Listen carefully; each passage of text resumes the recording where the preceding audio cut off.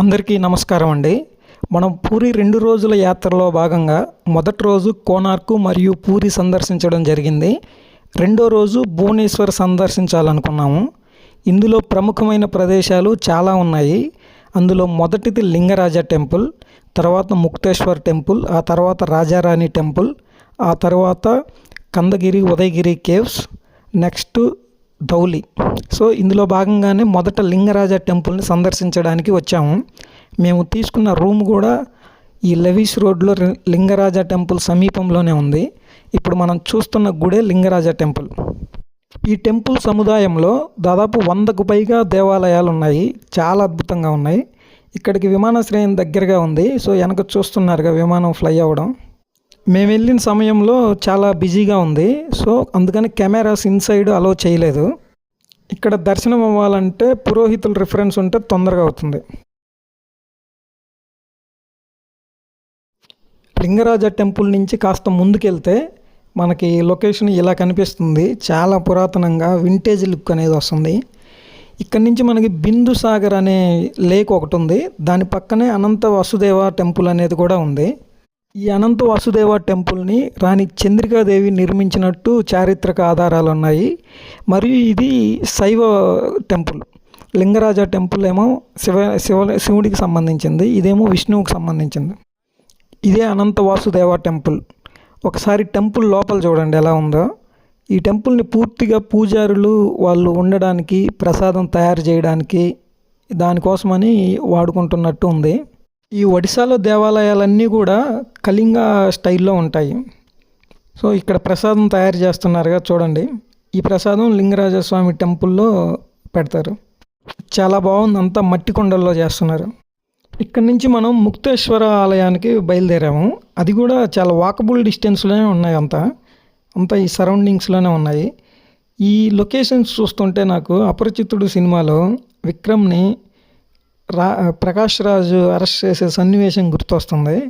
అంతా అలానే ఉంది. ఇప్పుడు ఆ చెరువు చూశారు కదా, లేక్, అందులో కనుక పుష్పాలు కనుక వస్తే చాలా లుక్ వస్తుంది. ఈ భువనేశ్వర్లో మొత్తం దాదాపు 1300 టెంపుల్స్ ఉన్నాయని ఒక అంచనా. అందులో ముఖ్యంగా మనం చూడాల్సినవి ఒక 10 ఉంటాయి. సో ఇవన్నీ టెంపుల్ ఆర్కిటెక్చర్ ఒకే రకంగా ఉంటుంది. ఇప్పుడు చూస్తున్నది మనం పరశురామేశ్వర టెంపుల్. ఇది 7వ శతాబ్దంలో నిర్మించారంట. సో చిన్న టెంపుల్ అయినా కానీ ఆర్కిటెక్చర్ బాగుంది. ఇక్కడ నుంచి మనకి ముక్తేశ్వర టెంపుల్ వాకబుల్ డిస్టెన్స్లోనే ఉంది. జస్ట్ కనిపిస్తూ ఉంటుంది.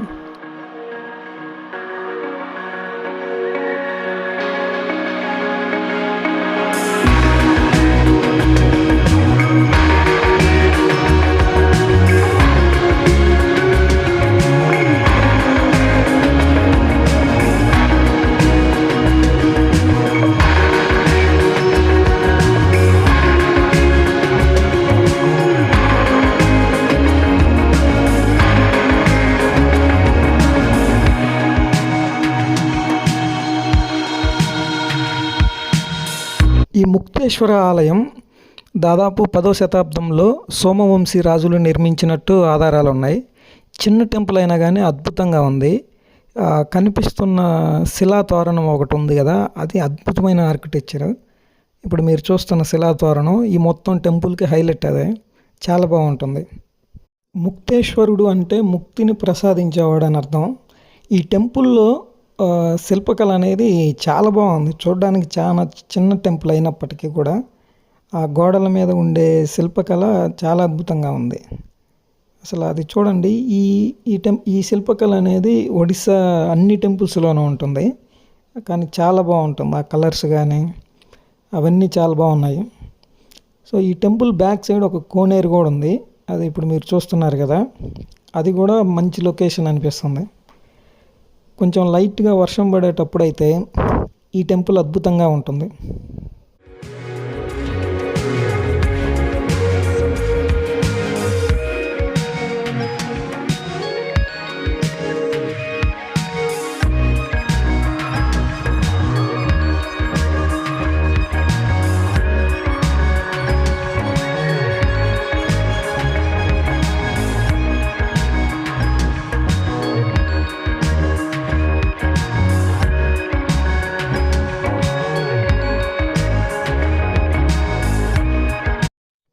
ముక్తేశ్వర టెంపుల్ నుంచి ఇప్పుడు మేము రాజారాణి టెంపుల్ దగ్గరికి వచ్చాము.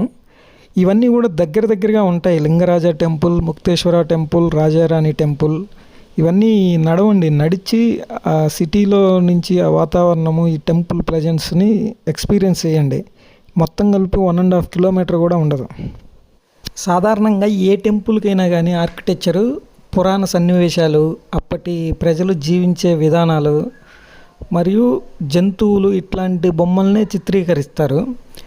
అయితే వాటిని ఎంత గొప్పగా చిత్రీకరించారు, చెక్కారు అనే దాని మీద ఆ గుడి యొక్క గొప్పతనం ఆధారపడి ఉంటుంది. సో అలాంటి విషయానికి వస్తే ఈ రాజారాణి టెంపుల్ మీద ఉన్న ఆర్కిటెక్చరు వేరే లెవెల్లో ఉంది. ఈ టెంపుల్ మీద నర్తకీమణుల నాట్య భంగిమలను చాలా గొప్పగా చిత్రీకరించారు. నిజంగా ఆ ఫోజులు చూస్తుంటే రియల్గా లేడీస్ కూడా అంత అందంగా ఉండరేమో అనిపిస్తుంది, అంత చక్కగా చెక్కారు. ఈ టెంపుల్లో లేడీస్ని సన్నగా, జెంట్స్ని మాత్రం లావుగా ఉన్నట్టు చూపించారు. మరియు ఇప్పుడు ఆ ఫోజ్ చూస్తున్నాం కదా, ఒక లేడీ బ్యాక్ సైడ్ నుంచి ముడి వేసుకునే విధానం అది చూడండి ఎంత బాగుందంటే అంత బాగుంది. హెయిర్ స్టైల్ నిజంగా ఈ విగ్రహాలకి, ఈ శిల్పకళకి రంగులకి నేస్తే ఇంకా అద్భుతంగా ఉంటుందేమో. ఇప్పుడు చూడండి, ఈ చూస్తున్న విగ్రహం అయితే, ఈ శిల్పం అయితే నిజంగా అసలు జీవకళ ఉట్టి పడుతుంది. ఈ టెంపుల్ లోపల అయితే విగ్రహం ఏం లేదు ప్రస్తుతానికి, బయట మనం ఆర్కిటెక్చర్ చూసుకొని రావటమే. ఇది అయిపోయిన తర్వాత నెక్స్ట్ ఉదయగిరి, కందగిరి కేవ్స్ దగ్గరికి వచ్చి, ఈ కేవ్స్ని 1వ శతాబ్దంలో కారావేలుడు అనే రాజు, కళింగరాజు నిర్మించినట్లు ఉన్నాయి చరిత్ర ఆధారాలు. కారావేలుడు అంటే మనకి గ్రూప్స్కి ప్రిపేర్ అయ్యే వాళ్ళకి బాగా ఐడియా ఉంటుంది. గౌతమ్ పుత్ర శాతకర్ణి ఆ టైం పీరియడ్కి సంబంధించిన వ్యక్తులు. ఈ గృహలు అయితే అంత గొప్పగా ఏం లేవు. అజంతా ఎల్లోరా కేవ్స్ చూసిన తర్వాత ఇవి చాలా చిన్నగా అనిపిస్తాయి. బట్ ఇండియాలో one of the oldest caves అంటే ఇవే అన్నమాట. ఈ కేవ్స్ కొంచెం పైకి ఎక్కాల్సి ఉంటుంది. సో కొంచెం ఏజ్ ఎక్కువ ఉన్న వాళ్ళు అయితే ఇది అవాయిడ్ చేయడం బెటర్. కింద నుంచే చూసి ఫోటోలు దిగి వచ్చేయడమే. పైకి ఎక్కాలంటే కొంచెం ఇబ్బందిగా ఉంటుంది. ఇప్పుడు మనం చూస్తున్నది కందగిరి కేవ్స్ నుంచి ఉదయగిరి లొకేషన్. ఇక్కడి నుంచి ఎయిర్పోర్ట్ కూడా చాలా దగ్గరగా ఉంది. ఒకసారి చూడండి ప్లేన్ ఫ్లై అవుతున్న దృశ్యం. సో ఇప్పటి వరకు ఈ లొకేషన్స్ అన్నీ కూడా వితిన్ భువనేశ్వర్ సిటీ లిమిట్స్లోనే ఉంటాయి. సో ట్రాన్స్పోర్టేషన్ కూడా చాలా ఈజీ అవుతుంది. ర్యాపిడోని యూజ్ చేయండి, ఇంకా డబ్బులు తగ్గుతాయి. ఇప్పుడు మనం ధౌలి స్తూపం దగ్గర ఉన్నాము. మనం హిస్టరీలో కళింగ యుద్ధం ఉంది కదా, అశోకుడు చేసిన యుద్ధం, అది ఈ ప్రదేశంలోనే జరిగింది. అది అయిపోయిన తర్వాత అతను మనస్తాపానికి గురయ్యి శాంతి కోసం ఈ స్తూపాన్ని కట్టించాడు అనేది ఒక నానుడి. తర్వాత అతను బౌద్ధాన్ని స్వీకరించాడు కదా, తెలిసిందే కదా. ఈ పర్యటనలన్నీ ముగించుకున్న తర్వాత మేము హోటల్కి చేరుకున్నాం. మేమున్న హోటల్ ఐరావత, అది లవీస్ రోడ్లో ఉంటుంది.